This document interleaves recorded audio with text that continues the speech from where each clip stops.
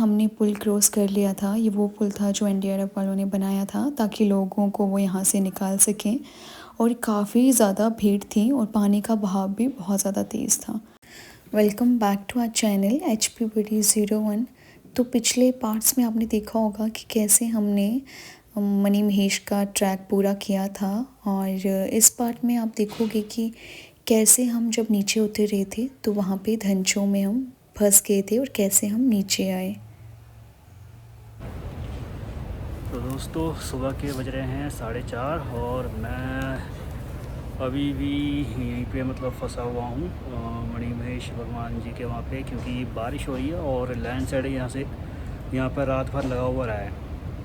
तो मुझे लग रहा है कि आज भी शायद रास्ते वगैरह यहाँ पे ना खुलें। यहाँ पे मैं ही अकेला ही बैठा हूँ बाहर और तो कोई है नहीं।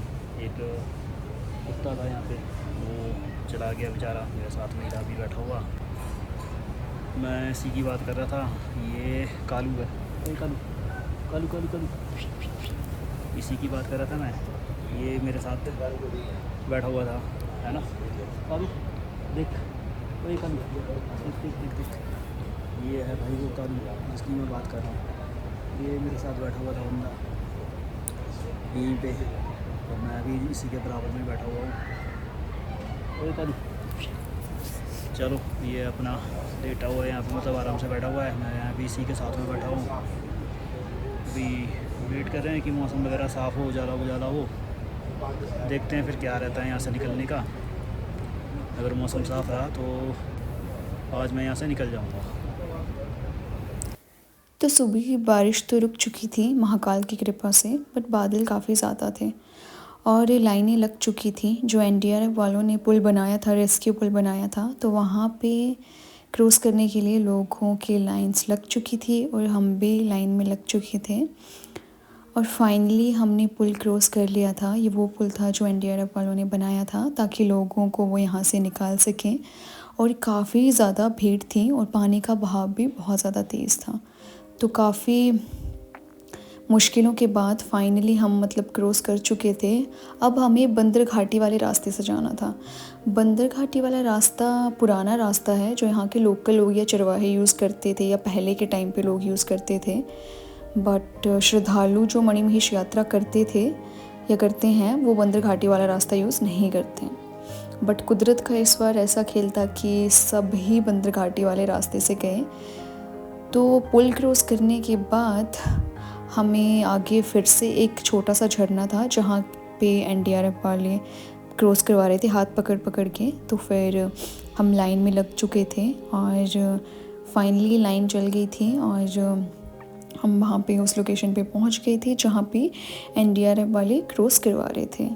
और यहाँ पे रात में लोग फंस भी गए थे जो मोबाइल टॉर्च से हेल्प मांग रहे थे, बट अनफॉर्चुनेटली कोई भी हेल्प नहीं कर पा रहा था क्योंकि इतनी ज़्यादा बारिश हो रही थी रात में। तो और सब महाकाल पे छोड़ दिया था सब ने, बट वो लोग भी सेफ्टी से घर चले गए थे, मतलब यहाँ से क्रॉस हो गए थे। सुबह सुबह उनको भी क्रॉस करवा दिया था। तो यहाँ पे भी बहाव बहुत ज़्यादा तेज़ था और बहुत ही मुश्किल हो रही थी। स्पेशली जो लोग बूढ़े थे उन और बच्चे थे, उनको बहुत मुश्किल हो रहा था।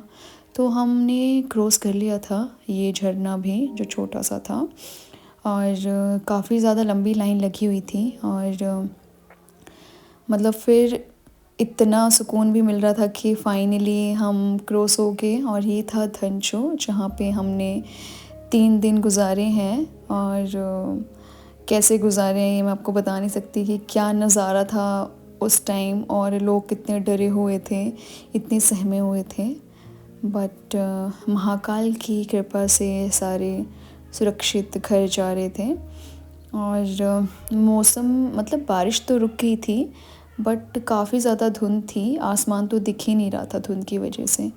और रास्ता भी कुछ खास था नहीं, मतलब काफ़ी ज़्यादा पत्थर गिरे हुए थे रास्ते में और बहुत ही मुश्किल हो रहा था चलना क्योंकि पहले से ही थक चुके थे और 3 दिन से प्रॉपर खाना वगैरह भी नहीं खाया था और पानी वगैरह भी नहीं पिया था, तो हालत तो बहुत ही ख़राब हो रही थी।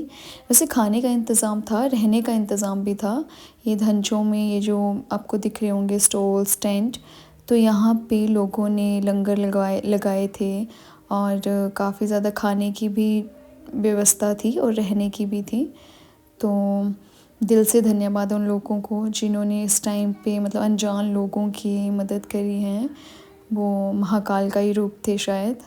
और यहाँ पे रास्ता इतना ख़राब था कि बहुत ही मुश्किल हो रही थी और पैरों में इतना दर्द हो गया था, तो उस वजह से नीचे उतर भी नहीं पा रहे थे हम।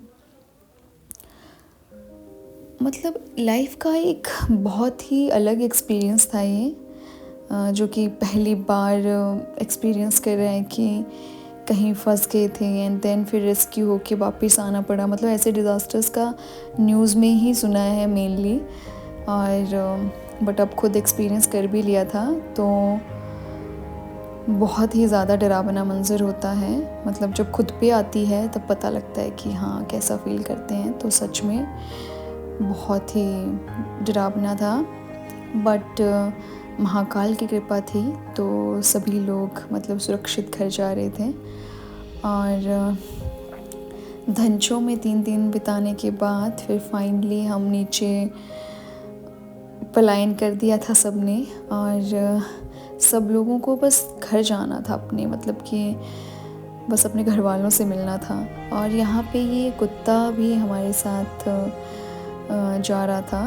मतलब ये इस बार था बंदर घाटी के इस तरफ था। तो जब हम लोग नीचे गए थे धनचो के को क्रॉस करके नीचे जो 2 पुल आते हैं जो बह चुके थे, तो ये कुत्ता पहले वहाँ दूसरी तरफ था और अब जब हम जा रहे थे तो वो इस तरफ था। तो मतलब ये साथ साथ चल रहा था हमारे। तो काफ़ी ज़्यादा थकावट के साथ हम जा रहे थे। चल आजा।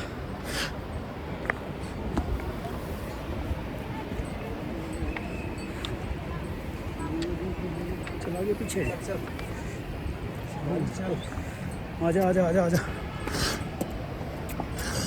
वही तो बहुत ही कम लोग कैप्चर कर पाए थे हम जब नीचे उतरे थे तब, क्योंकि फ़ोन में बैटरी थी नहीं। और ये रास्ते थे जब हम नीचे उतरे थे बहुत ही डेंजरस रास्ते थे, बड़ी मुश्किल से नीचे तक पहुँचे हैं। एनडीआरएफ और पुलिस वाले बीच बीच में तैनात थे, जहाँ पे बहुत ही हैवी लैंडस्लाइड हुए थे और रास्ते बहुत ही फिसलन वाले थे और बहुत ही ख़तरनाक थे। कैप्चर नहीं कर पाए क्योंकि फ़ोन में बैटरी नहीं थी। और रात को लगभग हम 9 बजे नीचे पहुँचे थे और टॉर्च से फ़ोन की टॉर्च जला जला के हम नीचे पहुँचे थे। तो नेक्स्ट पार्ट में मैं आपको बताऊंगी कि कैसे हम भरमौर से चंबा तक पैदल गए और कैसे पूरा का पूरा रास्ता ही बह चुका था भरमौर से लेके चंबा तक। तो आपको वीडियो अच्छा लगा हो तो वीडियो को लाइक करें और चैनल को सब्सक्राइब करें।